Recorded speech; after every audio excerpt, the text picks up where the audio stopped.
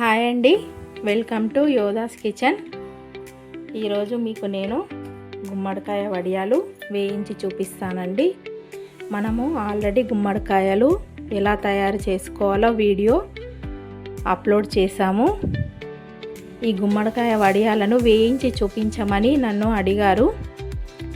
చూడండి ఎంత బాగా ఎండాయో. ఇలా ఎండబెట్టుకోవాలి. ఇలా అన్నీ ఎండిన తర్వాతనే మనము జార్లో స్టోర్ చేసి పెట్టుకోవాలి. ఇప్పుడు ఈ గుమ్మడికాయ వడియాలను మీకు ఆయిల్లో వేయించి చూపిస్తాను. ముందుగా స్టవ్ మీద కడాయి పెట్టుకొని ఆయిల్ వేసుకుందాం. వడియము మునిగేంత వరకు ఆయిల్ వేసుకోవాలండి. కొద్దిగా ఆయిల్ వేసి వేయించితే వడియం అనేది లోపల కరెక్టుగా గోలదు. ఇప్పుడు నేను చూపించే విధంగా మీరు వడియాలను వేయించుకుంటే చాలా బాగా వేగుతాయండి. పిల్లలు కూడా ఇష్టంగా తింటారు. మనం ఈ వడియాలను పప్పుకు కానీ చారుకు కానీ సైడుకి వేయించుకుంటే చాలా బాగుంటుంది.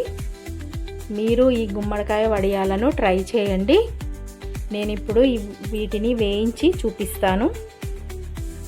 స్టవ్ సిమ్లోనే పెట్టుకొని వేయించుకోవాలండి వడియాలు. ఆయిల్ వేడైందండి. మనము ఒకటి ఇలా వేయించుకోవాలి. చూడండి, వడియం అనేది ఆయిల్లో మునిగిపోయింది. ఇలా మునిగేటట్టు ఆయిల్ వేసుకొని వేయించుకోవాలండి. ఎందుకంటే కరెక్ట్గా ఇవి గోలుతాయి.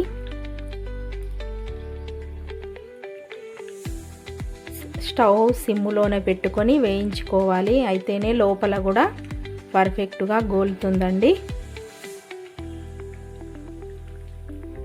ఇలా టర్న్ చేసుకుంటూ వేయించుకోవాలి.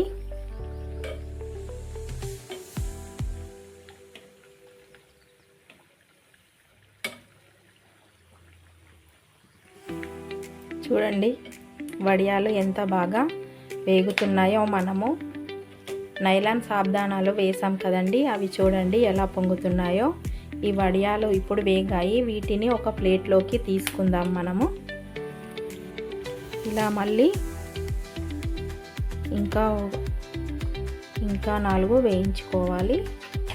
కొన్ని క్వాంటిటీలోనే వేయించుకోవాలండి. ఎక్కువగా క్వాంటిటీలో వేస్తే మాడిపోతే మళ్ళీ టేస్ట్ చేంజ్ అవుతుంది. చూడండి గుమ్మడికాయ వడియాలు రెడీ అయిపోయాయి.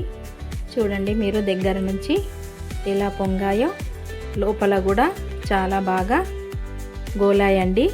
ఇంతే అండి ప్రాసెస్. ఈ విధంగానే వడియాలు వేయించుకొని మనము ఏ కర్రీ చేసుకున్నా సైడ్ డిష్ లాగా వేయించుకొని తింటే చాలా రుచిగా ఉంటాయి. మీరు ట్రై చేయండి. యోధాస్ కిచెన్ ఛానల్ను తప్పకుండా సబ్స్క్రైబ్ చేసుకోండి. ఇప్పుడు ఈ మిగిలిన గుమ్మడికాయ వడియాలను మనము ఒక జార్లో స్టోర్ చేసి పెట్టుకోవాలండి. మనకి ఎప్పుడు తినాలనిపిస్తే అప్పుడు మనం వేయించుకోవచ్చు. ఇంతే అండి ప్రాసెస్. ఈ వీడియో కనుక నచ్చినట్టయితే లైక్ చేయండి, షేర్ చేయండి. యోధాస్ కిచెన్ ఛానల్ను తప్పకుండా సబ్స్క్రైబ్ చేసుకోండి. Thank you for watching. Thank you all.